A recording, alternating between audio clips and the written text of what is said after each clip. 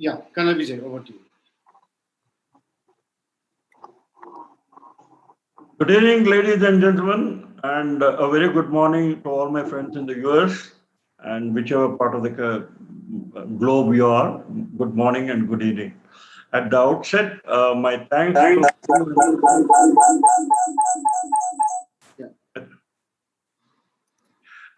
my thanks to Guru and his team for organizing this webinar, which is a sequel to an earlier event on the same subject.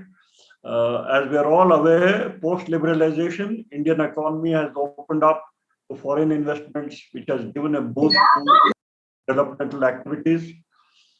Particularly during the last 15 years or so, there has been an upswing in Indo-US bilateral trade between the two of the world's oldest and the largest democracies. There have been people-to-people contact interaction, giving further fillip to economy and trade. However, the last 18 months has witnessed a slump in trade activities, mainly due to pandemic. Global phenomenon. After a severe setback in all sectors, there appears light at the end of the tunnel, and slowly the economy seems to be limping back to normalcy. But surely things are looking up as COVID curve flattens. A new era in Indo-US trade will emerge, bringing sunshine into the lives of people. There are many areas where both countries have synergy, like education, banking, information, science and technology, and manufacturing sectors. There's likely to be a quantum jump in defense cooperation as both nations face similar security concerns and challenges. To discuss these issues, Guru has lined up a panel of eminent experts on the subject who will enlighten us. I would also like to thank Mr. Akram Lahak from Policy Times. He's been with us for a little while, and all the friends. And my apologies, I do not know some of you personally, but I welcome you all to this on behalf of Indus International Research Foundation. And without much ado, any further delay, I invite Guru to commence the proceedings. I thank all the distinguished speakers on behalf of IIRF and all those who are present here.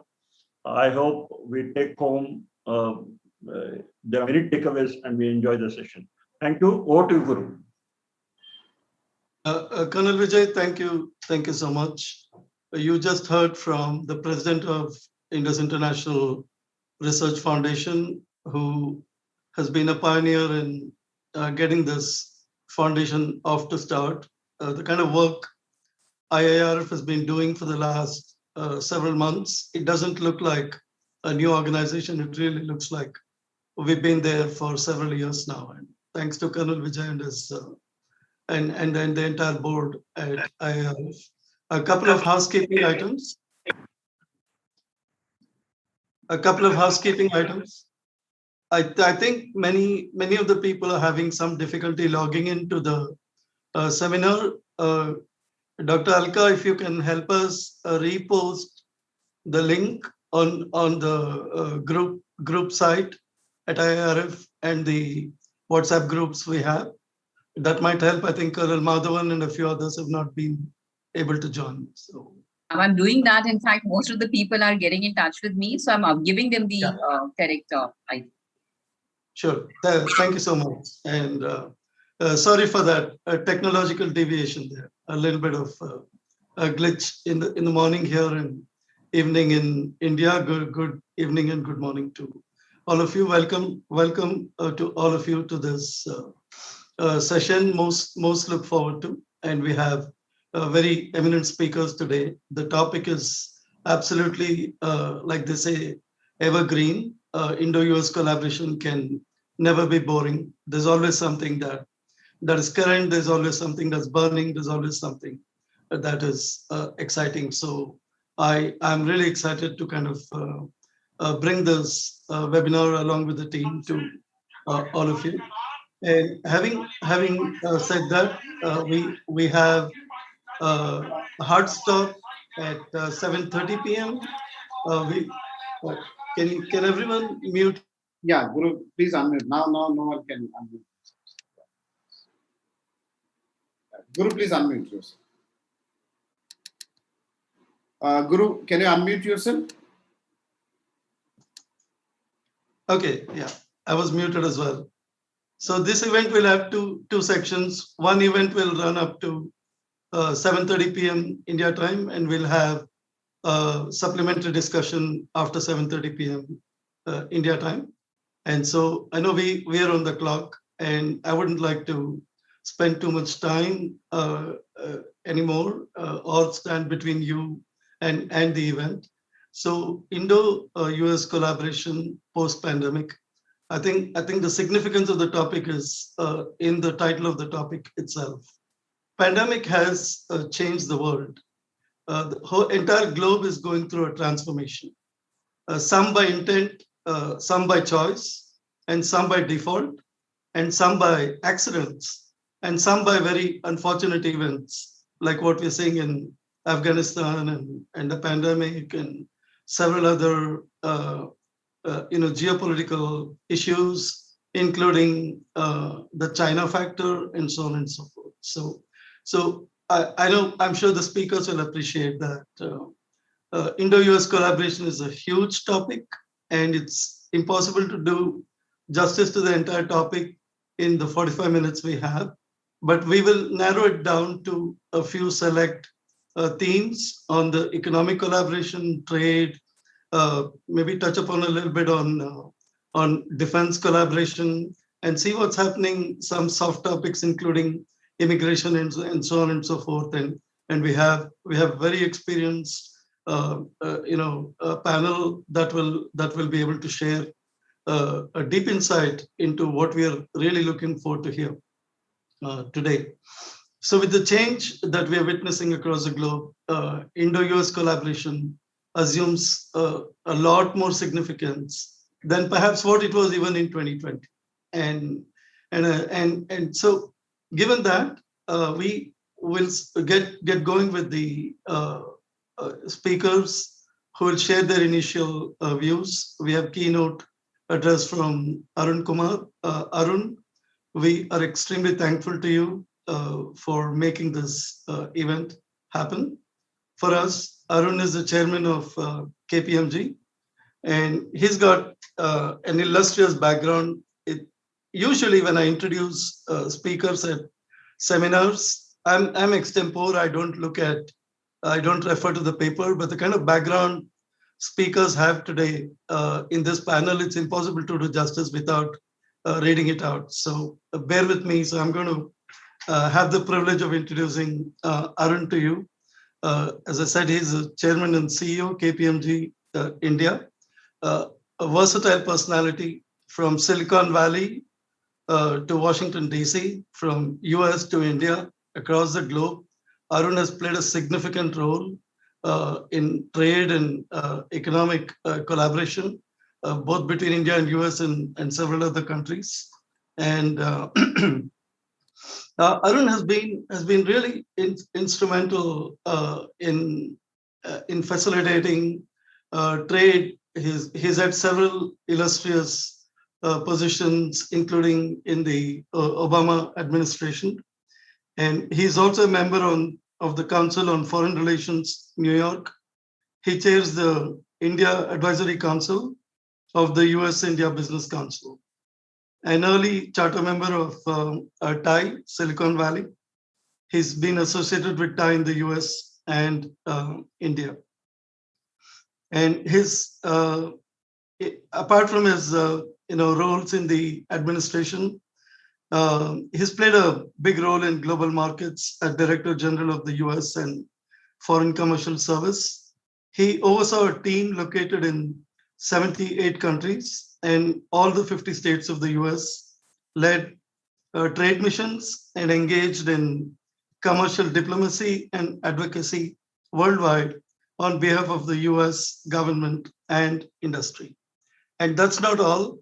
Apart from his professional, entrepreneurial, and corporate leadership and economic leadership he's provided for the Indo-US corridor, he also has poetic skills. He's written books, and he's also edited a book called Kerala's Economy, Crouching Tiger, Sacred Cows, 2007. He's authored 2 books of poetry, Plain Truths, 2010, and Mantram Beach, 2020. And that speaks of how versatile Arun is. And we are so fortunate to have him with us today to speak to us about what he thinks is the future for Indo-US collaboration, given the change pandemic has brought to this world and to Indo-US corridor. And he's also written and spoken extensively in the World Economic Forum and has been participant at the WEF India and WEF East Asia sessions. And he's done that in when he was in the US administration as well. Arun, please excuse me if I missed out anything. I know you have such a deep background. I tried to do my best to introduce you, but welcome, Arun. Thank you so much, and over to you. You need to unmute yourself. No, thank you. Thank you, Guru, for that extremely generous introduction. Today, we're going to talk about an area that's of great interest to me. So before that, good evening, good morning to everyone logging in from India, the US, Texas, and around the world. And to all my fellow speakers, it's wonderful to be sharing this platform with you. My compliments to the Indus International Research Foundation, the Policy Times, and the Dallas chapter of Institute of Chartered Accountants of India. A special shout out to Chartered Accountants being from KPMG on bringing together this group. So let me begin by saying that as the world's 2 largest democracies, a partnership between India and the United States is only natural. But not only is it natural, it is essential.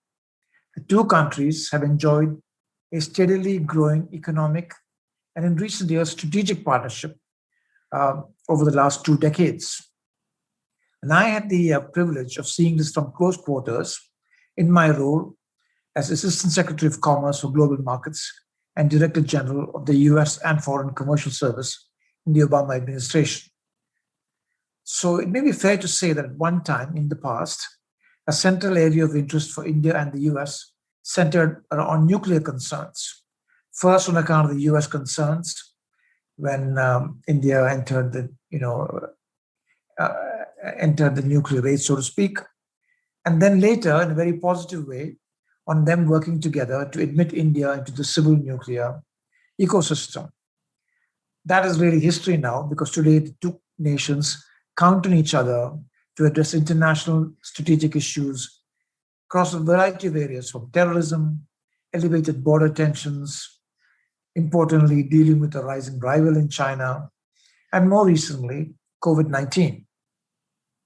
In India's 75th year of independence, it is clear also that countries need to function not just politically independently, but also with a healthy economic interdependence in order that both economies, in this case, the US and India, both economies advance. India's support to the US in the form of the export of hydroxychloroquine tablets and the US reciprocating with urgent healthcare supplies during the second surge, and eventually with raw materials for vaccines, is an example of cooperation. Another critical area looking forward of critical interdependence is that of the environment. Global warming that adversely affects all countries cannot be combated without international cooperation. Every economic actor, from countries to corporations to individuals, will have a role to play. The US's renewed focus on climate change should lead to greater cooperation in energy-related areas within the 2 nations and among and betwixt them, from more energy efficient dissemination and efficient management, for example, smart grids, to renewable energy technologies. For both countries, healthcare and also job creation are important priorities. Healthcare is clearly an important area in India today. It's an area for India to play globally as well, with its vaccine and pharma manufacturing capacity. The COVID-19 pandemic offers significant opportunities for the new administration to strengthen global health leadership. And we've seen many moves in that direction. The US and India can enhance bilateral cooperation and with multilateral agencies as well in this area across the spectrum of vaccine development, logistics, and distribution. With the pandemic easing, the initial pause in the advance of bilateral trade topics, owing to domestic preoccupations on both sides, that pause should cease and the trade trajectory should quickly get back on track. Trade and exports are critical for the expansion of job creation. President Biden had famously some years ago set an ambitious target for US-India trade of $500 billion, and there's quite a distance yet to go to get there. So in this regard, there are some areas that seem like natural areas of focus. One area where in fact strategic considerations and job creation converge is in defense. India has been designated a major defense partner of the US. The increasing sourcing of defense equipment and the plans to manufacture aspects in India can be a meaningful area, especially when the manufacturing ecosystem must be developed to exacting standards. This means that a lot of ancillary jobs will be created. Infrastructure will continue to be an area of focus in both countries. For the US, this can mean opportunities in India in urbanization, transportation, and power. There is also, in this context, an important strategic element. The infrastructure plays in the Indo-Pacific that can be a response to China's Bridge and Road Initiative program. We should expect an eventual return to multilateralism from a Biden administration. The Trans-Pacific Partnership that aimed to create a rules-based order that all parties would subscribe to, but was essentially put on hold by the Trump administration. With the ascendancy of the Indo-Pacific paradigm and the Quad, and indeed the Quad Plus, a successor to the TPP could possibly and ideally include a wider canvas. For India, this could mean cooperation beyond defense and security, such as on economics, technology, and development that can enhance the regional order. There are areas of great mutual potential, like 5G tech collaboration. Increased partnership between the two countries can accelerate the development of technology solutions, provide vendors in the 5G open ecosystem, and drive economic growth. The two countries should engage in shaping the rules of a new order in the space. Transitioning to 5G is an opportunity to get up the innovation curve together by transforming the total cost of owning and running a network and by creating robust supply chains. Collaboration between the US and India can help meet the challenge of China's rising dominance in this area. So let me conclude by saying that in the coming decade, India and the US have a lot to look forward to. A focus on strengthening defense and security ties, of course, but also increasing reciprocal trade, building out infrastructure and energy linkages. These are all strategically important areas that can lead to an enhanced and more balanced bilateral relationship. Finally, I would hope that the economic and commercial dimension of the relationship is treated with as much priority as the strategic dimension. It is the economic and commercial dimension that will really drive the creation of jobs that is so important in both countries. Both nations should therefore embrace a prosperity-creating potential of such an approach. Thank you. Arun, thank you. Thank you for that insightful opening remarks in this conference. You did touch upon some of the key parameters, including the volume of trade. As you outlined, Biden has a vision of 500 billion. I think we're pretty close to 148 billion at this point in time, right, if I'm not mistaken. That's right. Right, thank you. And also, infrastructure. I think it's a significant mention that you made with infrastructure bill that is going through the US Congress. I think that's going to assume a lot of significance for India as well in the Indo-Pacific or Asia-Pacific region. You touched upon Quad, mentioned 5G, great pointers there. Supply chain, I think, is probably one of the most critical collaboration areas between India and US, where which can, in a way, provide an answer to China, and we'll come back to that point, Arun, in the discussion later. And you also touched upon job creation and worker movement between India and US. All fantastic points. What a great start for this conference. Thanks, Arun. It's now time to move on to the next speaker.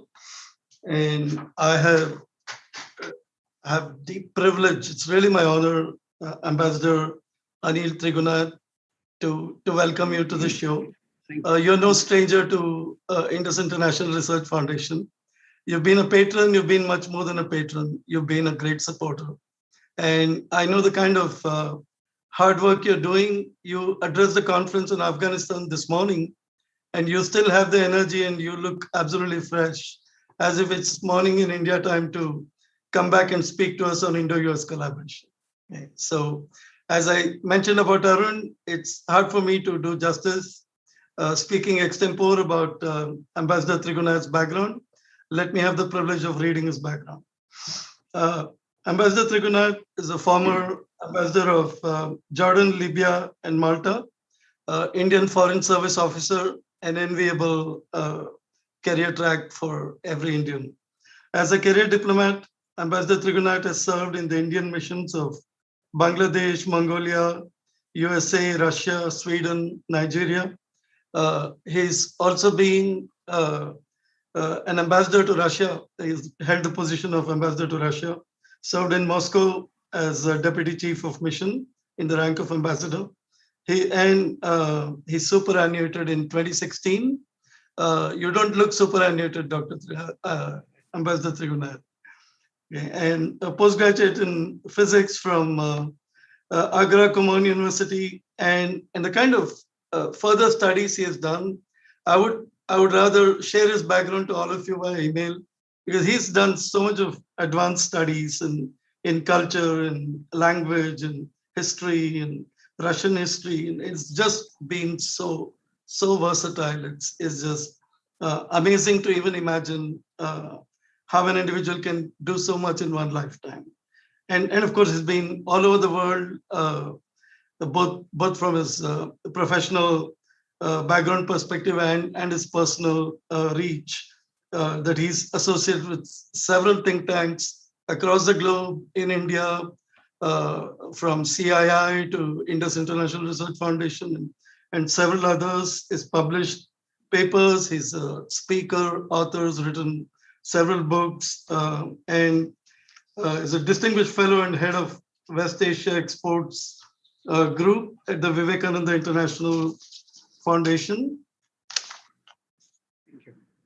And I did cover, he's also on the board of CII, and he's also on the board of advisors of BRICS, Chamber of Commerce, and Asia, Africa.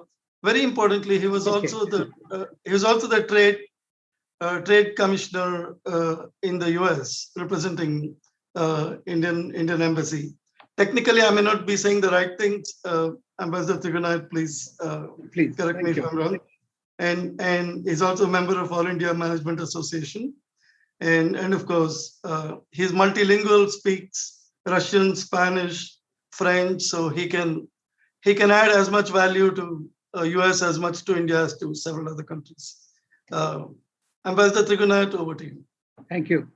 Thank you, Guru. You are so kind, actually. And the enthusiasm that you have really brushed me also, I guess. And I must congratulate my co-panelist, Arun, for laying down the contours of the relationship and the potential that it offers. These are very unusual times in which we are living. And since you have chosen a topic about post-pandemic, in fact, pandemic has taught us a lot. And in my view, I would say that the pandemic has focused on 4H. First H is hunger. Second H is health. And the third H is habitat. And Arun mentioned climate change and all those things. And the fourth H, that is going to be the futuristic from now on, and 5G was referred to, is the high technology, in which the green technologies will play a great role. So most of the countries that have realized their limitations during the pandemic will be looking towards these, especially of moving on the growth path. And these should be carefully crafted by most countries in the region and in the world. We are also witnessing something that is, because of the pandemic, a great amount of competition and protection, especially in the economic domain, and the movement of personnel is being witnessed. A greater roles of the government has come into being. And therefore, it is good that we have so many mechanisms between our two countries. And USA is our largest trading partner, roughly about 15% of the total India's trade. We may not be that big for the US as it is, just about 2-3% of the US exports and goods and 12th export market in terms of value. But more importantly, being the two democracies, being institutionalized, relations, having a global comprehensive strategic partnership, what India has done is that it has embarked on two very important initiatives during this period. And that is launching of the International Solar Alliance with France, in which large number of countries have joined, and India's renewable mission is on track. Second is the disaster resilient infrastructure. That is extremely important.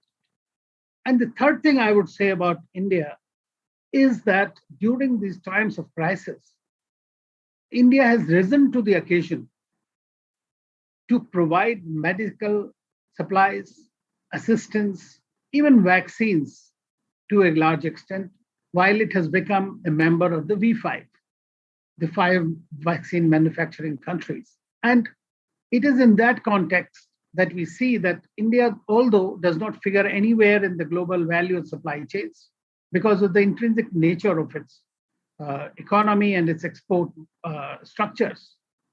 But this is an opportunity that India has achieved during this by being a reliable international partner, because China's hypocrisy, I would say, or the way it has grown into some kind of a malignant partner, has given India certain heft in the international marketplace. And I think that is where there is a congruence and convergence of interests between India and the US. Defense sector was mentioned, which is a major collaboration sector. USA has also emerged a key partner of India in the energy sector. We have been importing shale gas and oil from the US, and significant quantities of those, even though distance matters. We also see that the problems between our two countries also remain while we try to collaborate. One thing is, as you know, that RCEP was signed, Regional Comprehensive Economic Partnership Agreement, with 16 countries, in which 2 of our Quad partners are there, Japan and Australia. And China is virtually leading that. India is the one which has been out of it. India has also been the only country that has been calling the world attention to the negative, I would say, contours of the Belt and Road Initiative. It has positives as well.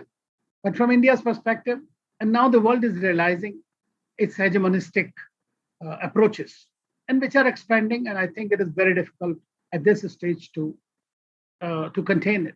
So therefore, what I see is that this is providing a new paradigm shift in our collaborative partnership. So what can we do? I mean, the G7 and President Biden, everybody spoke about B3W and Build Back Better World. I mean, if that kind of an initiative comes, I'm sure India could be a partner of that. If the TPP in a revised form comes up, I think India should become a partner of that, a partner in that. But we have certain basic bilateral issues as well. And those bilateral issues are relating to tariffs and non-tariff barriers. I remember when I was in New York as a trade commissioner, immediately after India's economic reforms from 93 to 96. And we were trying to attract a lot of US investments. And it was during that period, we had a lot of US financial institutions came into India and looked forward to developing their base, while the IT industry was already there and was growing manifold. So I remember calling on Professor Jeffrey Sachs at Harvard, and I went to meet him in his cabin. And there he started telling me, he said, India is going to go nowhere because you guys are taking only a half-hearted attempt at everything. You must open your economy quickly and completely. So I had arguments with him, but I told him one thing. I said, look, every country is very different. One size does not fit all, and India is not up for grabs. It has its own system, and again, you are looking at the Atmanirbhar Bharat, which is self-reliant India, thing is coming now. So what we are seeing is that I reminded him of because just before New York, I was in Mongolia, and that is where his very successful model that was very successful in Poland completely failed in a place called Mongolia, bringing much misery to those people at the time. So we had a good argument, and later on, fortunately, we were proved right. Slow and steady wins the race. Today, India has become the third largest economy in the world in terms of PPP, and a very large market which cannot be ignored by anyone. But then there are problems. For example, one of the bigger problems that we face often between our negotiations is when President Trump was coming, every effort was being made to somehow sign even a mini trade deal. Now, there are those fundamental differences in our trade, but particularly issues like market access, intellectual property rights. And now in the digital domain, when you are talking of the data, there are newer challenges coming up for both the countries and that. So it is really important for us to look at the issues that are like low-hanging fruits that we can resolve quickly, and then try to move on to more complicated issues and also collaborate in the international domain, whether it is in WTO, not only raising cases against one another for market access issues or the tariffs or countervailing duties or ADs, but for example, during President Trump's time, we have had a difficult period as well. He suddenly withdrew the GSP benefits from India. On the case of Harley Davidson, he used a threatening language that you must reduce your tariffs. And when the tariffs were reduced from 50% to 25%, he virtually took off. He said, started in a way ridiculing. So these are the kind of things that come and that plays on the industry's mind as well. And they are the ones that do serve really no purpose. So we have many mechanisms, whether it is India-US commercial dialogue, or we have, for example, economic and financial partnership, which is with the Treasury Secretary and the Finance Minister of India. We have Trade Policy Forum. We have the CEOs group, and of course, India-US Business Council, which is very much there. Then Strategic Energy Partnership we have formed ourselves. Then, of course, as was mentioned by Arun, that India is a major defense partner. And within a short time, we have imported more than $30 billion worth of military defense equipment from. But the trade and the investments have to go together. And Indian economic reforms have been proceeding. They are not to the fullest extent. But very recently, one of the key issues that was reversed was this retroactive tax. That was a very regressive step which was taken by the previous governments, and that has been corrected. Several hundreds of constricting laws have been removed within the Indian paradigm. And therefore, I believe that India is ready to. It has made really concrete efforts to ramp up imports from the US across the spectrum, actually, whether it is sourcing technology, crude oil, shale gas, aircrafts, defense, and everything else. So there are so many, but we have a common challenge. And common challenge is that despite the pandemic in which China happens to be a target for the venom of everybody and the anger, anguish of all countries, China emerged as one of our largest trading partners. So did US trade also, as far as statistics go, increased. So we have to look at the possibilities of really utilizing the gaps and the dependencies to our advantage in a mutually constructive partnership. I think at this, I have already completed my 10 minutes, so I'll stop here. And I'll be very happy to take any questions thereafter. I only would say that we have to triple our trade, we have to increase our investments, we have to create institutional mechanisms that work. We have to avoid smaller issues which may have a larger impact on the public psyche. And we have to find a way where Make in India and Make in America can converge. That is, they should not be mutually exclusive efforts that could lead to greater protectionism on either side. Thank you very much. Thank you, Ambassador Trigunath, for establishing that point of convergence. I also liked when you said we need to establish disaster resilient infrastructure. I think we need disaster resilient infrastructure in all the domain areas, defense and climate change and politics, economy, and so on and so forth. So brilliant that was. And you touched upon a trade deal and the intellectual property rights and so on and so forth. So very insightful again. We're going to come back to you in the panel discussion. And thanks to you and Arun for laying it out so nicely. I won't take too much time to move over to our third speaker, Neil Gonuguntla. Welcome to the show.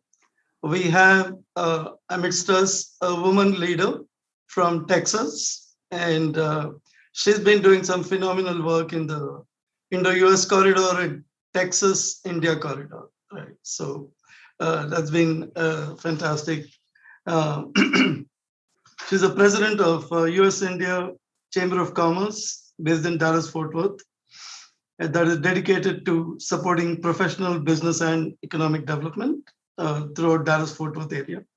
And I know she's been doing tremendous work in the Indo-US corridor as well. And under her leadership, the chamber has grown. The chamber has grown approximately 20% annually for the last 5 years. I think she's really been pioneering the chamber's cause, through funding, through events, through networking, and really attracting global leadership to Texas, to US, and between India and US. And that's a job very well done, Neil. Thank you so much. She received her education from Boston University and Baylor University, and she's a bachelor's in political science and a JD MBA respectively. She is licensed to practice law in the state of Texas and is a member of the State Bar of Texas, the Dallas Bar Association, as well as the Dallas Association of Young Lawyers. So she's a great combination of entrepreneurship and being a lawyer, and kind of she's also looking at macro trends between India and US collaboration. And we're so honored to have you here, Neil. And she's on the member and boards of so many organizations. The list is pretty long. I'll name a few: Dallas Regional Chamber of Commerce Board, Communities in Schools of the Dallas region. She is also part of US Global Leadership Coalition, and she's also on the board of Jindal Institute of Management in Dallas, Chetna DFW board, and she's won several awards, Minority Business Leader Award and Women in Business Award and so on. So Neil, thank you so much for being with us. Here's your next 5 minutes to give us your insight into what's happening in the Indo-US corridor. Thank you so much, Guru. Are you able to hear me okay? Yeah, you're absolutely clear. Go ahead. Great. Well, first, I want to thank the Indus International Research Foundation, Akram, and others for hosting this program. And I would like to thank the Dallas chapter of the Institute of Chartered Accountants of India who invited me to speak today. And finally, I would like to thank my fellow speakers today, Arun and Ambassador Trigunaya. It's really my honor to be amongst such distinguished company to speak on US-India relations in a post-pandemic world. And let me say that I offer my thoughts primarily from my experience as the president of the US-India Chamber of Commerce today. I think we've covered a lot of the topics, so I don't want to spend too much time repeating what we have talked about, but I did want to offer a couple of quick insights. And the first is that we're not quite in a post-pandemic world yet. And I think that that is a very important thing to note. We are still in the middle of the pandemic.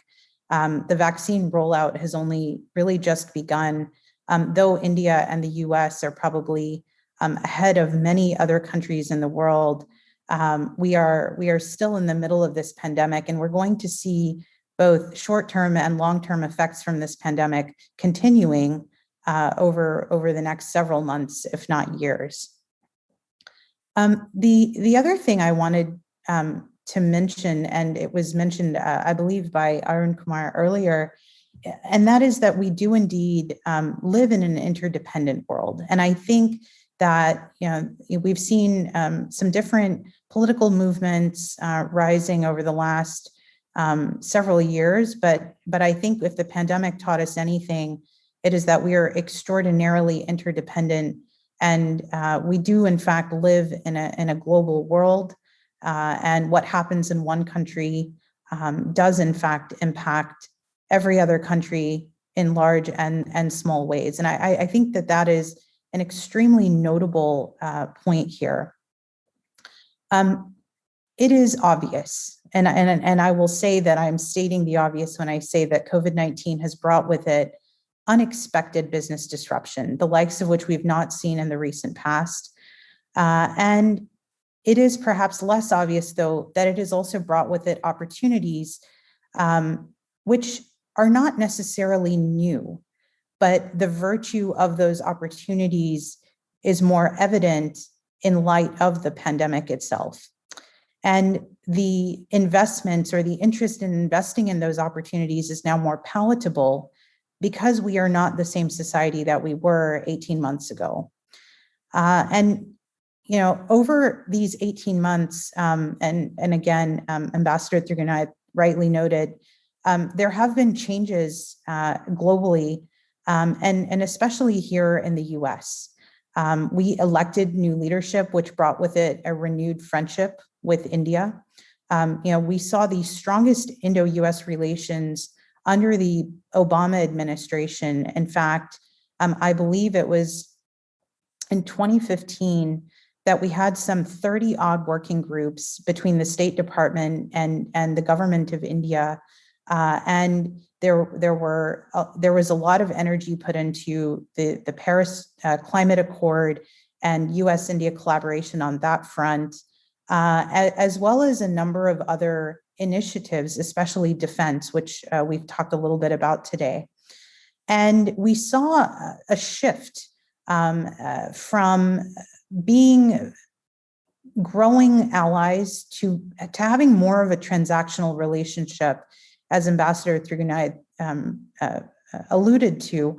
And that was that we were really looking at everything from a transactional standpoint, tariffs on various categories of goods, and looking to sort of get the best for each of our countries, rather than looking at how we could expand together and have something that was perhaps greater than a zero-sum game, if you will.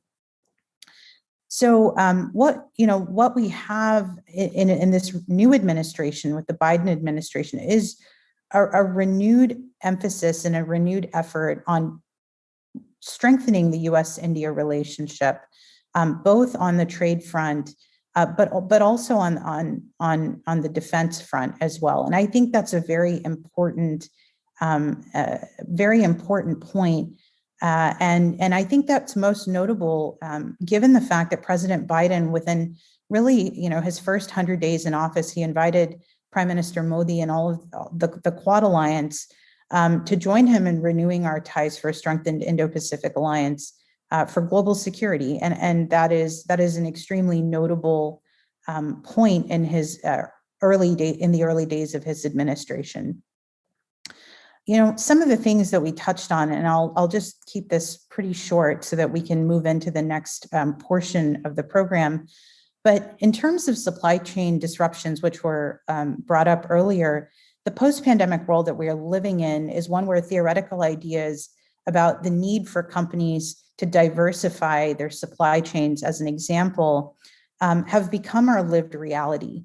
The shortages that we have experienced in the US and globally, the shipping costs that have, I think, quadrupled at this point, if not increased more than that, are examples of just how vulnerable many of our industries are to externalities such as this pandemic. And it has led us back to the conversation that we really were having before the pandemic, but in a more renewed and a more energetic manner, to the ideas of nearshoring and onshoring, in addition to diversification of manufacturing across a wider range of countries rather than the concentrations that we've previously seen, namely in China and Southeast Asia. So that is a real opportunity for industry as we look at, where are the investments going to flow, where should they flow as we move through this pandemic into a post-pandemic world. There are real opportunities for direct investment into various countries, including India, including the US, as well as others, including Mexico and Canada and others. And those investments, I think there's real opportunity for those investments in manufacturing and technology. And those are things we'll come back to later on in our discussion. In addition to the supply chain opportunities, what we also saw are disruptions in education.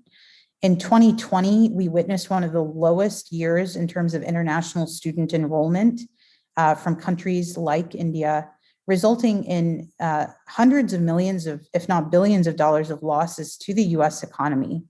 And impacting student education and their growth and development in very meaningful and significant ways. And thankfully, we have seen a shift more recently, and we've seen high enrollment numbers coming in for the 2021-22 school year.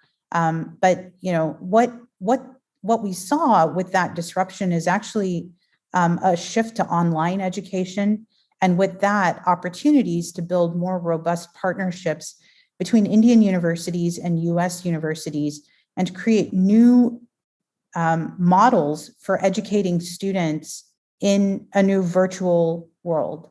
So I think as we look at moving through this pandemic and we look at moving into a post-pandemic world, I think what we have are opportunities within all of these disruptions to build a world that is strengthened and to build a world that is resilient to these types of externalities. The last thing I will touch on is on startups, and entrepreneurship really, I think, is never really impacted by externalities in any significant way. There's always an entrepreneur in a garage somewhere who's building the next best thing, completely unaffected by what is happening around the world. And I think that entrepreneurship remains extremely strong, both in India and the US. I think our entrepreneurial spirit is actually one of the things that we share above and beyond our democratic values.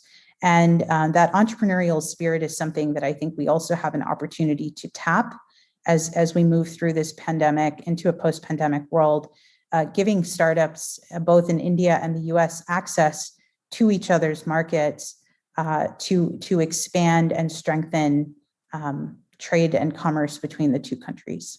So I will stop there and give us the opportunity to move into the next segment of our discussion.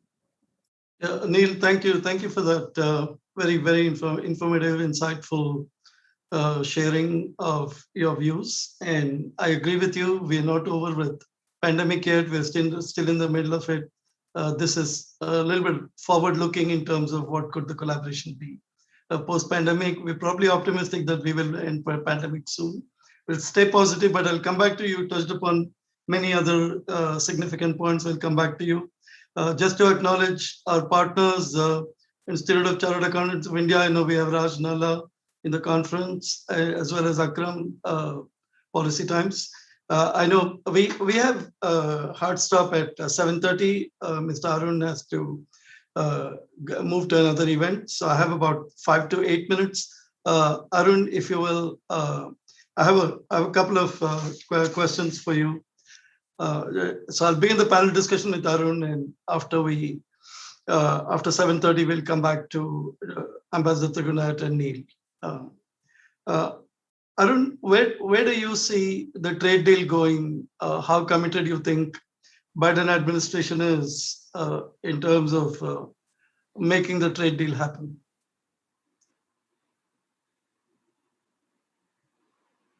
First of all, great comments from Ambassador Trigunat and Neil. I thought the comments were just spot on. On your question about the trade deal between the US and India, difficult to say. See, I think what's really happening today is I'm not so sure that the trade deal is such a high priority, frankly, on either side. I mean, in the US, the way I see it, and I'm seeing it from the outside, I see a major focus on domestic priorities, as you would expect. And second, on containing China. So these are the two things that I see the focus on. So a trade deal with India is not, in my view, may not be right up there in priority. I think it's a great, I'm sure that intellectually there's a belief it would be the right thing to do. And I think both sides have that belief from what I can see, again, from the outside. But in all these trade issues, as the ambassador will tell you, these things flounder on details. Eventually, a lot of details have been worked out, or one or two issues might hold up the whole agreement. My own feeling is that, from the Biden administration has a goal of 500 billion, which the president himself had spoken about. I think they would be very open to raising ambition and opening up policies to support that ambition. In the US-India situation, slightly lopsided because the US generally has low tariffs, India has higher tariffs. So to some extent, India will have to make the move to lower tariffs to meet the goals of what will be seen as a more attractive playing field. So that's my view, just at a distance without specific details. Sure. Changing tracks, Arun, I know COVID has impacted China as well. And can you share your perspective on how it has impacted and what is the impact on supply chain and the shift that we're seeing from Chinese entrepreneurs out of China? Yeah, so as was mentioned earlier by one of the speakers, this is a real and present opportunity. It is happening. I think everybody realizes, all the large corporations realize that it is important to diversify supply chains. You can't have this enormous dependence. I mean, India realized that, the US realized that. So that's a big opportunity. As you know, China has been the manufacturing hub of the world. So every major corporation is going to look for alternatives. That's an opportunity for India. But it also means that India has to make it easy to be integrated into global supply chains. For that, access barriers have to come down. Tariffs have to be easy. The trade facilitation, stuff moving in and out should be easy. So ease of doing business and reduction of tariffs will be a major part of becoming a part of effective global supply chains. So final question, just for today's session. I wish we had more time, but I respect your time as well. what is it one thing that gives you hope or despair about Indo-US collaboration? I'd say hope is a tremendous amount of the people-to-people relations. Yeah, every major US corporation has people of Indian origin sitting in decision-making places. From the top, as one of the largest corporations, to the middle. So they understand the potential. Many of them understand the potential of India. So it's not foreign territory. It's for US companies, it's India's and vice versa. Indian companies actually understand the US even more than US companies understand India. So I think that people-to-people connect gives me tremendous hope. That is a connect that will allow both sides overcome setbacks. There will be setbacks, but I think that people connect, that gives me tremendous hope. I don't know if I feel any despair, not sure that I find any particular areas of despair. I'm a big optimist in the US-India trade relationship. It may go a bit slower than both sides would like, but it will definitely go very far. So you're not anticipating any major hurdles in the collaboration going forward? Not major, but we have some minor, but nothing major. Sure. So we'll conclude on that positive note with you. Rest of you all, please stay on. Ambassador Trigunath and Neil will come back to you. I would now call upon Dr. I wish Alka. I could stay longer. I apologize. No, absolutely. Thank you. I understand. I just need a minute, Arun. Dr. Alka, one of the founder directors, is going to thank you as well just before you leave. Dr. Alka, please.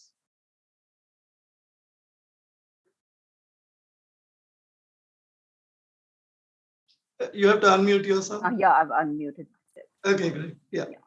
So on behalf of the entire team of IIRF, we are thankful to Mr. Arun Kumar, Chairman KPMG, for sparing his precious time and also for sharing insights on this very interesting topic. So you very rightly said that this pandemic has opened new doors, both for India and US, to further strengthen their relationship in the area of healthcare, defense, trade, infrastructure development, and energy sector. It indeed was very nice listening to you, and we look forward to more such sessions with you. Thank you, sir. And we also would like to thank Ms. Sunguna Singh, KPMG, for extensive coordination for making this event happen. Thank you. Thank you. Thanks a lot. Arun, thank you very much. Thank you. Bye. Thank you. Bye. Thank you all for staying with us. So we move on to another part of our panel discussion. Ambassador Trigunath and Neil, happy to kind of continue the conversation from where we left off earlier.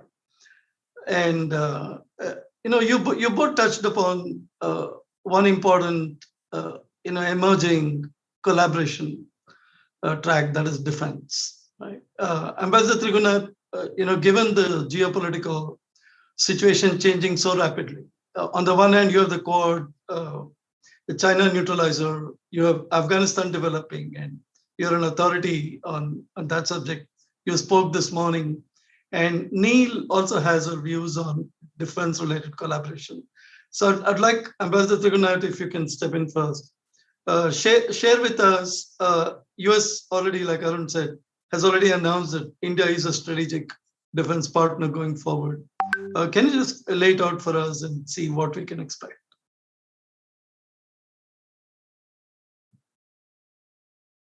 You'll need to unmute yourself.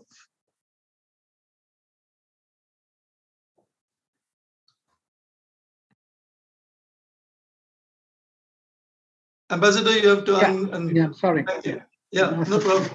Go ahead.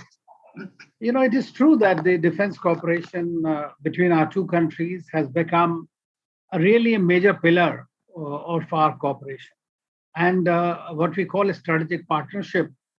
And in the case of the US, it also has some of the epithets like comprehensive global strategic partnership. And in this sense, we have intensified our defense exchanges, whether it is trade, whether it is joint exercises, personnel exchanges, and cooperation in maritime security and counter-piracy. We have been doing a large number of exercises. You must have heard the names called Vajra Prahar, Tiger Triumph, and others. So this shows that there is a great interoperability that is needed. And even though I think that the changes in the global dynamic, political dynamic, with the rise of China, these have further intensified because the US is a greater focus towards the South, especially in the Indo-Pacific, has found India as a rightful partner for collaboration and cooperation, even though fundamentally we might disagree on certain approaches with regard to how to tackle the things, because we also have a border with China, defense. So it's not only the maritime border, but we also have a land border with China, and is the largest economy in our neighborhood. So we have to work with them as well. So as I was saying earlier, that the defense-related applications and the equipments and acquisitions have been more than $25 billion in the recent past. But we also have, we have, of course, signed all the three major agreements, as they call it, for which facilitates transfer of technologies, advanced and sensitive technologies in the defense sector, whether it was LEMOA or, for that matter, COMCASA, ISA, and the BECA. So we are completely in alignment with the US, and we have been doing all exercises within the ambit of Quad and others. So defense cooperation has become a major, I would say, collaborative matrix for our cooperation. But then we also have a little problem. We have a problem because the US also has its own geopolitical issues with countries like Russia. And Russia is our major defense partner. From the Soviet times, for nearly 70% of Indian defense equipment is of Russian or Soviet origin. The Soviet Union and then Russia are possibly the only countries that have not only stood by India during the difficult times, but at the same time also provided the intelligence, the assistance, and stood up for India in the global arena, whether at the United Nations Security Council, because now the system, the equations have changed. So our relationship with them remains quite strong and robust as far as in the defense sector. So when we import an S-400 missile system, the USA comes up with its CAATSA sanctions, and that always hangs on your head.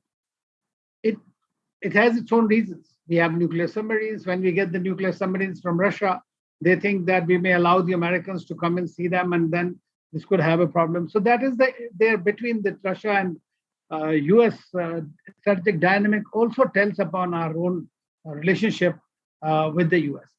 In the process, what I am seeing, and many people don't like this, is that if we have a deal of $4.5 billion with Russia, it becomes incumbent, at least in the previous administration, that you need to buy almost equivalent amount of defense infrastructure from the US as well.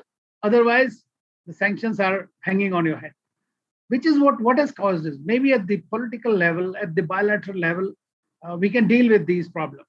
There is no issue. But they create a certain kind of a mindset or an impression in the public domain that USA is extracting its pound of flesh rather than just standing by you.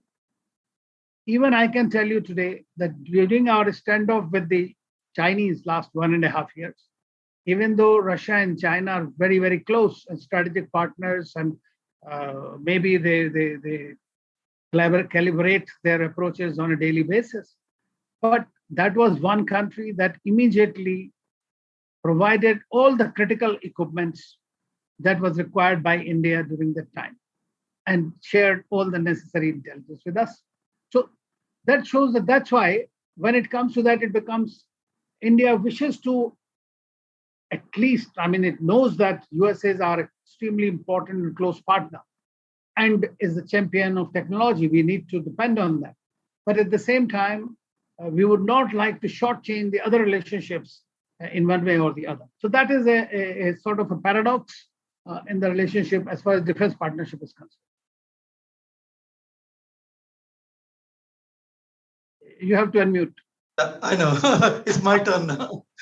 There's a great dissection of the nuances of these international relationships, and particularly India, Russia, US has always been a interesting, intriguing triangle that you all have been dealing with. I'm sure you've done a lot of this stuff when you were in the foreign service. Thank you for that. Let's hear Neil.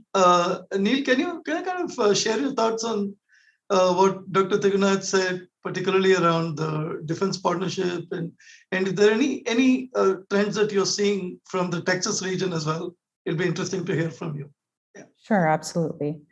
I just wanted to comment on Ambassador Tigrunath's last sort of thought, and that is, anytime you're dealing with two democratic populations who, by their very nature, tend to be very opinionated, you will always have challenges when you're dealing with two different sovereign nations and their people. So I think it is.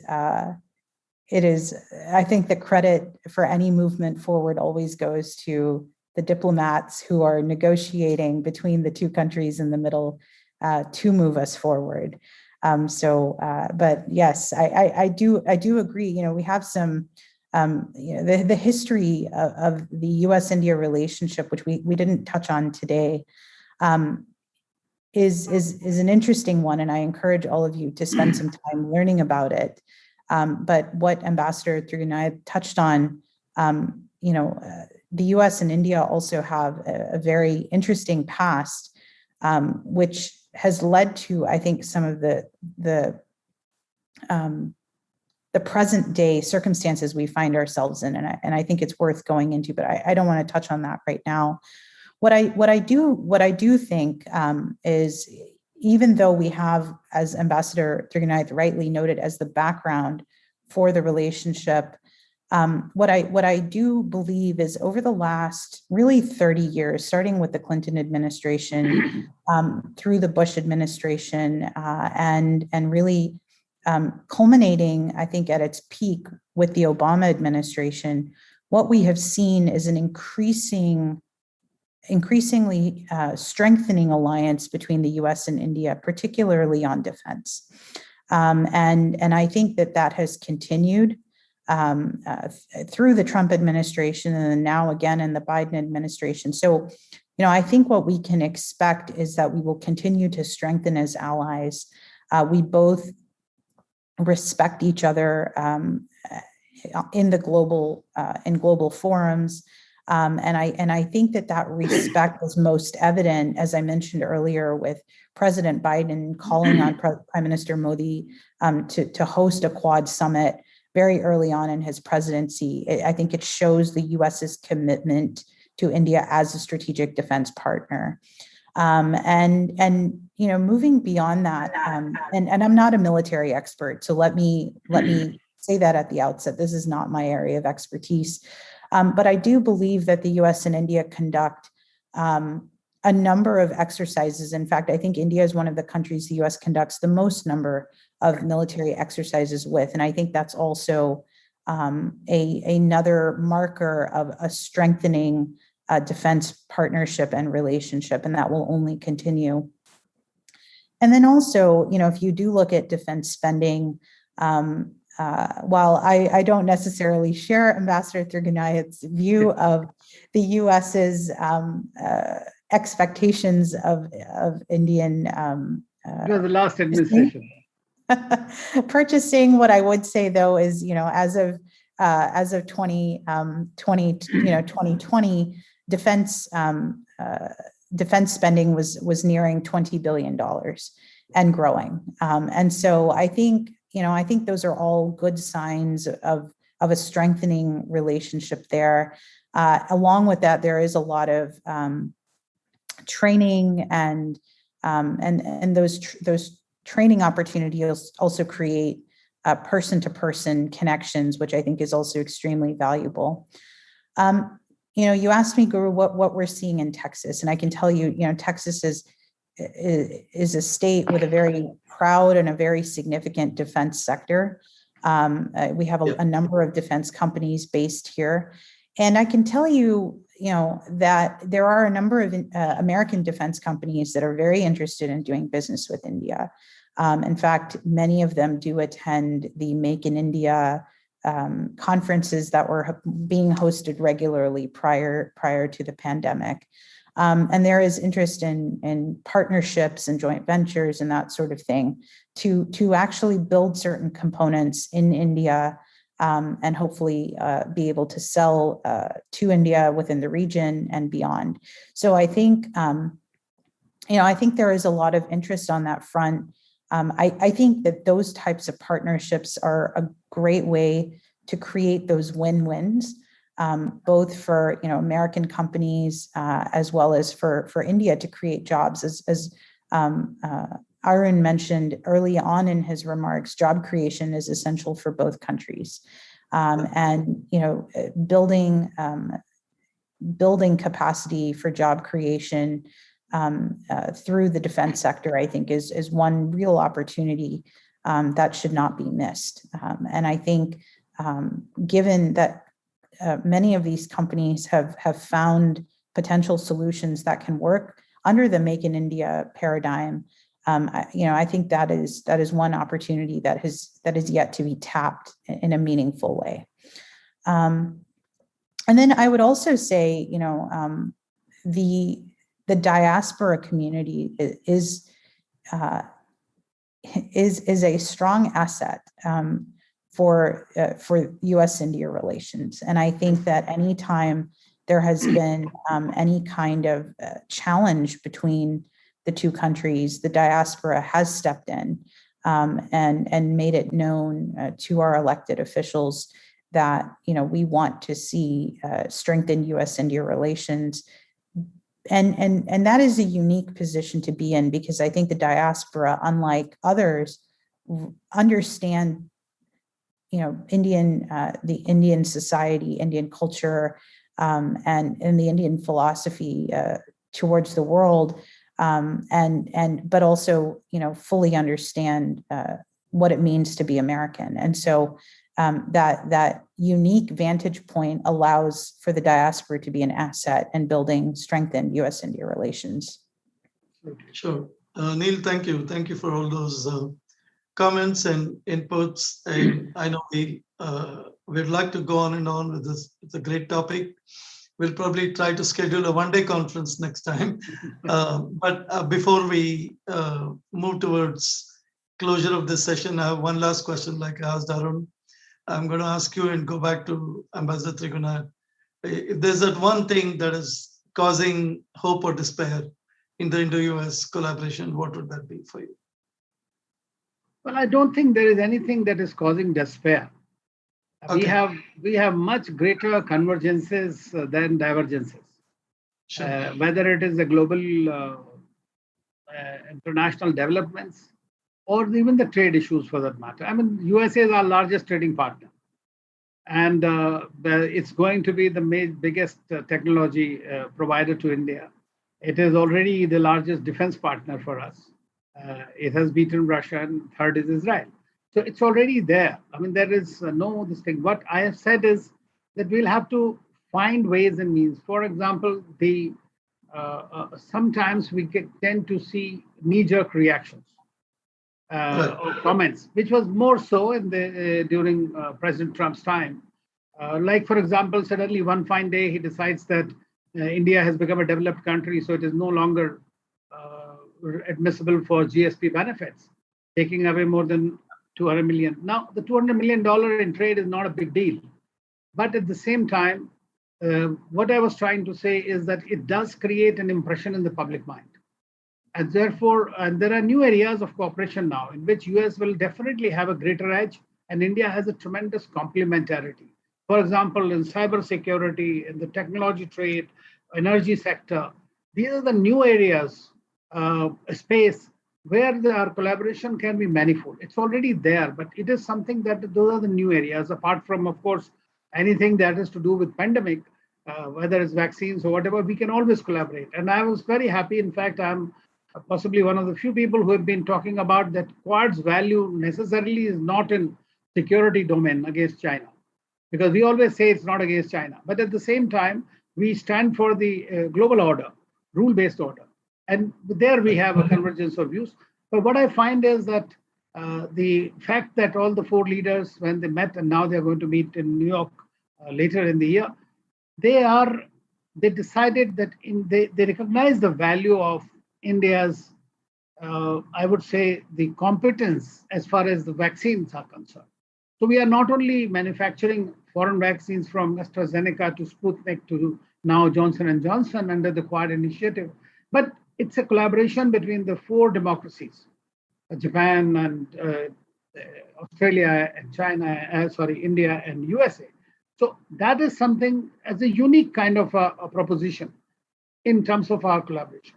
So we need to be just sensitive to one another's interest. And of course, US has been, I would say in certain cases, it has been very much so. For example, whenever we needed the waivers for importing oil from Iran, we have got a couple of times, except that once they put the zero stamp, but that creates a problem in your geopolitical outreach also. And India is not some small banana republic that it can just sit down. It has to go outside in the world, and the 1/6 of the population, you need to be seen to be doing something. So you have to have your own policy choices. Today, we are facing that difficulty in the dynamic that is emerging in Afghanistan. So that's where I think that we have a lot more to do, and I don't see there is any despair of anything in our relationship. No, that's good to. Guru, can I have go ahead. Just a minute? Just a minute. Absolutely. Yeah, go ahead. Okay. Now, of course, I had not thought of it, but after having heard Neil, it was very, very interesting thing, whatever she brought up. I just want to ask.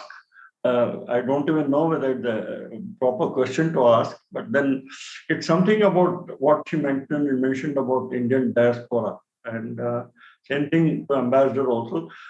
I think what started with a trickle in the last about 15, 20 years, it has, and it's still growing. It's only because of this pandemic thing, I think it's slightly slowed down. I want to know, is there anything, any phenomenon like a reverse, diaspora also? We don't get anybody from US coming to do your business, studies, or any this thing. Do you visualize anything at any point of time? Because India is a very vast country, very diverse. It has its own, hits and falls. But considering the climate and the kind of ease of living, and so do we ever visualize any time in the near future, I think of that reverse diaspora? Because how long everything goes from here, and most of them don't even come back. So it is just off the. Yeah, so I do think actually during the pandemic, we did see a little bit of reverse migration back to India, a little bit, maybe not statistically significant. But I do believe, Colonel Vijay, that over the next several decades, I do believe we will start to see more movement between the US and India. I think global companies, of course, international companies, Fortune 500 companies, are establishing themselves more and more so in India. And I think as you see these large commercial entities move, along with those commercial entities, I do think we will see movement of populations as well. And I do think that is a phenomenon that we can expect. I think that will be a rising trend. I don't think we're there yet in any significant way. I think a lot of times we just see rotations through India right now for a few years at a time. But I do think in the long term, we may start to see some of the reverse movement. I'm not sure we're there yet, though. Okay. Amanda, would you like to say something, sir? Well, I fully agree with what Neil is saying, but let me tell you something about the US diaspora, because I've handled that in the 90s. The Indian diaspora there. It's a very, very strong diaspora. And the second one, I think, after the Jews. But at that time, I remember there were no more than 400 Indian associations. And from every part of India, they were there. And very often they were competing with one another for influence. Today, it has changed a great deal.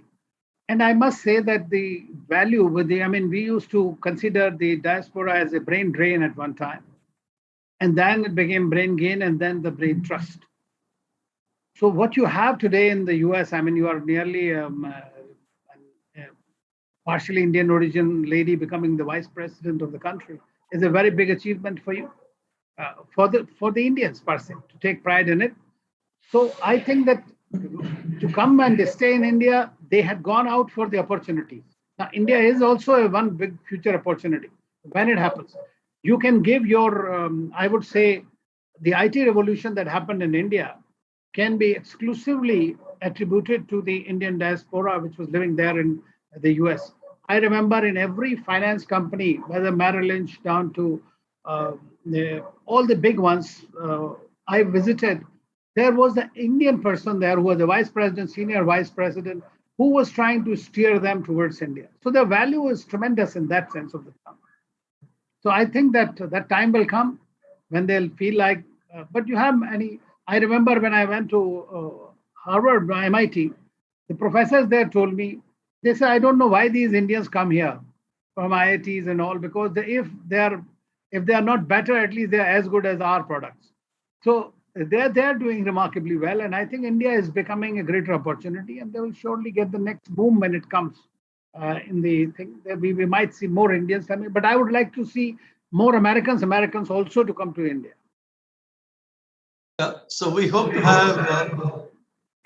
have traffic both ways, and I know we're kind of hearing a very optimistic tone from all the three speakers today. That there's really nothing much to worry about in terms of red flags, and we do hope this collaboration will strengthen much more than ever before, just to tackle the global challenges that we're really facing today.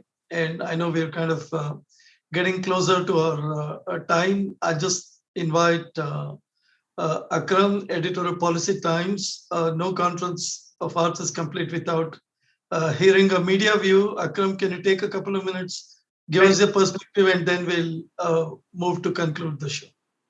Thank you so much, Guru, for the opportunity, and thank you so much for giving us the opportunity to be partner of this really high-class, high-profile, and much-needed, webinar that we are having today. I really want to thank Raj Nalla from ICI, who again has been always supportive, and really wonderful to see Colonel Vijay and his team after retiring, doing so. Before retirement, they have done with their strength and power. After retirement, they are doing with brains and mind. That's a wonderful work that you are doing. The way, I mean, there cannot be a better way to serve the nation than this. Now I'll come to our speakers. Mr. Arun Kumar sir has done wonderful, delivery in terms of giving a direction of the relationship. Neil, wonderful to meet you, and again sharing a couple of very important perspectives. I am always a fan of Ambassador Anil Tribunayat. I met you in FICI CII events many times, and we have been following you in terms of what contribution you are doing in nation building through these platforms. Now I'll come to, because we have spoken quite a positive views between both the countries. I'll be a little critical from the Indian perspective, because here many of us are representing India, but I have seen the relationship between nations and how and where we need to, because there is no doubt, and we don't need to prove India is one of the best countries in the world. And every country would say so, or every country would say so. Now, between any relationship, who gains more from that is a very important point and perspective to think. So between the US-India relationship, how much India is gaining and how can we gain more? So I would think from that perspective. So our relationship, I have seen from George W. Bush till here during my time. So if we divide the relationship into 4 different dimensions: political, economic, business, and strategic. During the Obama administration, we saw better relationship has only improved with the new administration. So during Obama's administration, it was Chale Saath Saath, forward together we go. These are kind of mottos we have used. Sanja Prayas, Sabka Vikas. So shared efforts and progress for all. And I'll put a couple of statistics which Guru has also given, and also Ambassador has also mentioned about the working groups on strategic energy, cyber dialogue, civil space, trade policy, defense. The trade relation between India and United States is $149 billion in 2019. As Ambassador said that we want to go to $500 billion from here. There are two perspectives I want to present. One is in 2018, we purchased, 48 million barrels of American oil. And this has only increased from 9.6 million to that from 2017 to 2018. That is one fact that I wanted to present. The other fact I wanted to present is India has given $8 billion of money to America. 81,000 people, like Indians, have gone in 2009. To 2 lakh students have taken admission in 2019. So my only fact here is that a country like India importing oil from the superpower of the world, United States, India, we need to introspect and see how this equation can also come in benefit, because when we do bilateral relations, we need to see who is gaining how much from the entire exercise. So I just wanted to highlight this fact. So our strategic thinkers will have to think a little bit in terms of how this can work in front of us. The second important thing I want to, our competitive advantage. Now, we are a service-based economy, and we have taken enough advantage of that. And America is one of the largest service buyer of India. Now, our Commerce Minister said that we have shifted from low-cost service provider to high-value service partner, and we are becoming a brain office of the world, and that is why most of the companies are coming to India, opening their branches and offices. So now, America is center for innovation, technology, research, quality education.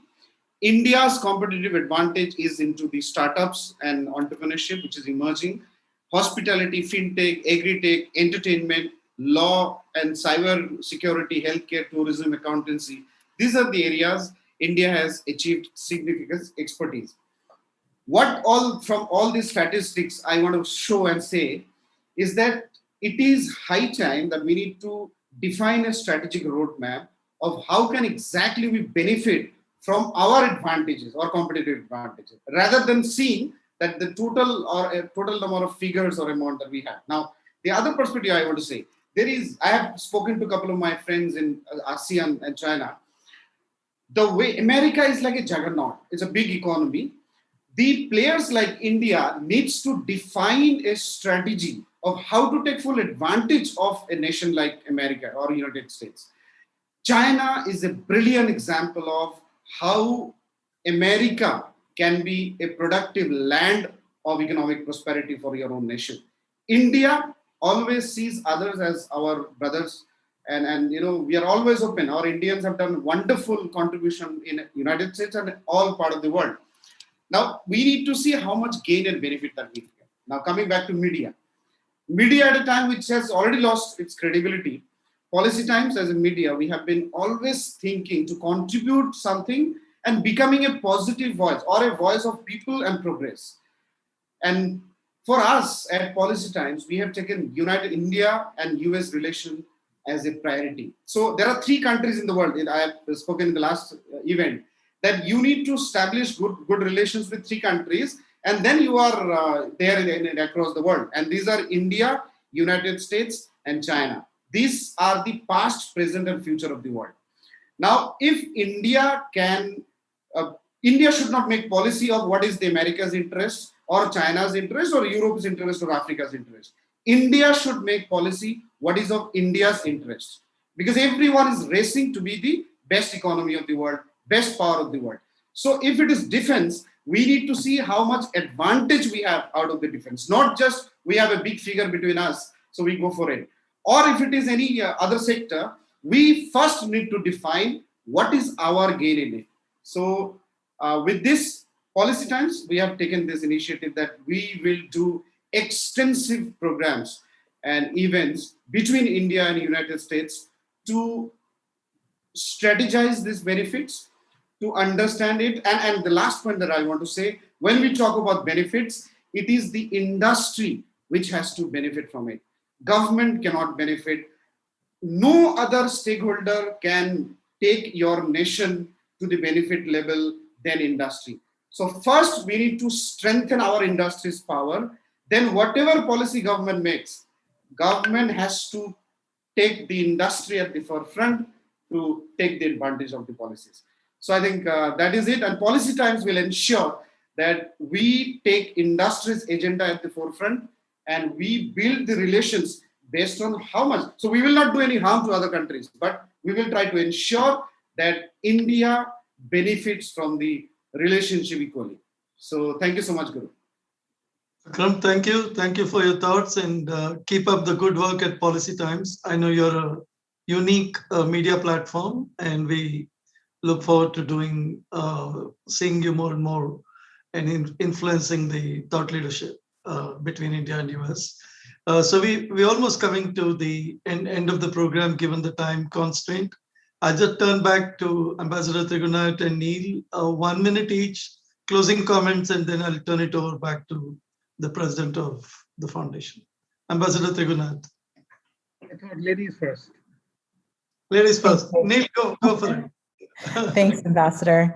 I think my final thoughts would be, I do think that we're moving in a very positive direction.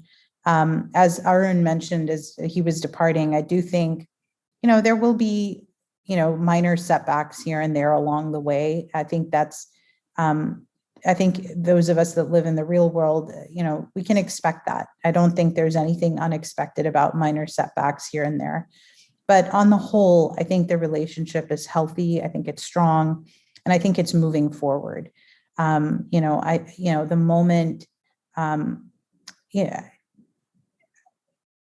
I think that we have a lot to help us move forward, as well as I mentioned, the diaspora and a growing history together of solving global challenges together as well. I think climate change is going to be one of those that we're going to tackle jointly through the USIndia 2030 partnership as one example. And I think we're going to strengthen our alliances on other fronts as well, space collaboration, vaccine development, and those are only going to strengthen over time. So I am confident that we're moving forward in the right direction. I do think that sometimes we allow public opinion to get the best of us sometimes, and that's not necessarily a bad thing. But at the same time, I think it is important for leaders of both countries to continue communicating the value of a strengthened relationship as often as they can. And I think that too will do great service to moving the relationship forward. I think when the public sees commitment from leadership at the government, political, civil levels, industry levels, I think that's when we see real movement. It really does come from the people-to-people communications, and that's where we'll see real movement forward. So I do think as leaders, I think we all have a responsibility, those of us that are interested in seeing the US-India relationship strengthen, I think we have a responsibility to continue communicating to everyone the value of the relationship. And that will help us to minimize any setbacks and overcome them quickly as well. Neil, thank you so much for communicating that value of the relationship. And I'm sure we'll have a lot more to discuss going forward. Ambassador Trigunath? Well, I fully endorse what Neil has said. And that's my last comment. That's your last comment. And I want to thank Akram for focusing on a very important initiative. And of course, as diplomacy is serving your self-interest, national interest first.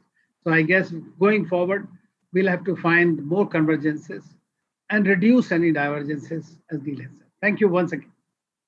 Thank you, Ambassador Trigunath, for sparing your time. And coming into this event, I was telling Akram last night that I've had no preparation, and luckily, all the three speakers made my job so easy that I could just take some points from each one of you and keep the show going. So thank you so much for that. So it's been wonderful interacting with all of you. I know we haven't taken any questions from audience. Unfortunately, the time's been really short, but we will keep this event going. It's an ongoing topic.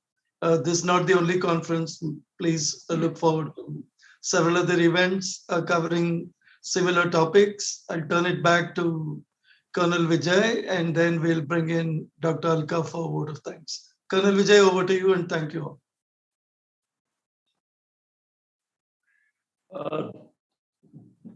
Thank you, Guru. I have very little to say after having heard from such very valuable information and from very distinguished speakers.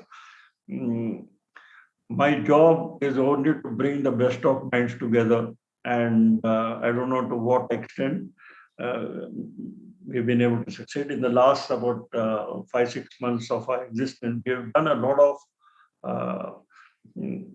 these webinars, and this is definitely, I can count on one of the very good webinars that we've done.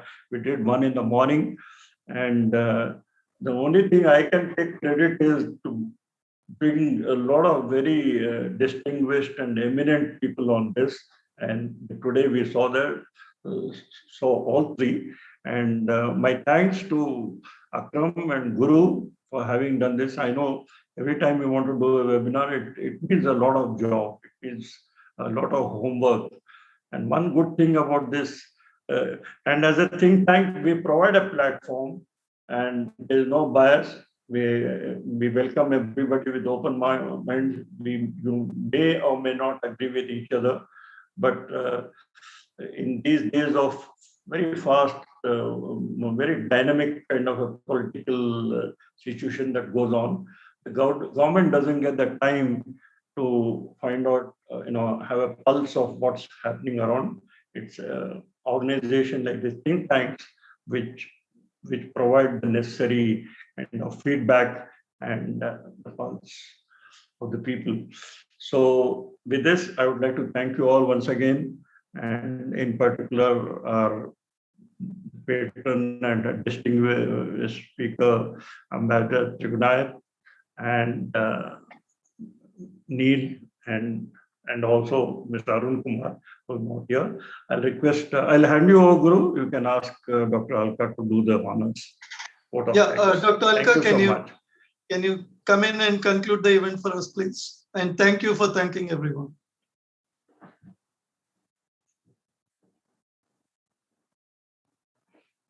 Please unmute. Unmute, please. Yeah. It was nice listening to all these speakers and don't feel like closing this session. But anyhow, due to time constraint, we have to close the session. So for that, first of all, I would like to thank Mr. Guru Salve for planning this session on a very interesting and pertinent topic. That is US-India collaborations post-pandemic. We had good time listening to all the knowledgeable panelists during the event. Ambassador Anil Trigunath, sir, we thank you for stretching your day. As Mr. Guru mentioned, you spoke on 2 IIRF events today, and it was nice listening to you in this session. And also during the second session on the Indus conclave on recent development in Afghanistan. So you very rightly said that during pandemic, 4H are very important. That is hunger, health, habitat, and high tech. And we look forward to evolution of more green technology, as you said, in times to come. And we hope that we will be able to explore opportunities with the US in these areas as well. Ms. Neil, thank you for being part of the panel and also for sharing your views and perspective. You very rightly said that pandemic have opened up a lot of opportunities, and we are hopeful that both India and US will be able to explore these opportunities to their advantage and also for furthering their relationship with each other. We also thank Mr. Akram Haq, Policy Times, for partnership and media coverage, and also for providing complete back office support for this event. including hosting and live streaming of the event. Mr. Raj Nal, Chairman, ICAI Dallas Chapter, thank you for partnership and support. Thanks to the entire IIRF team, including our President, Colonel Vijay, and General Secretary, Mr. Raj Shekhar, for all the support. And finally, a big thank to all the audience for great participation, without which this event would not have been possible. So over to you, Mr. Guru. Yeah. Thank you, Alka. Thank you, Dr. Alka. Thank you. Thank you all. Have a good night in India and have a great day in the US. Thank you. Thank you so much, everyone, for joining us. So hope we all get another opportunity to meet again. Thank you so much. Absolutely.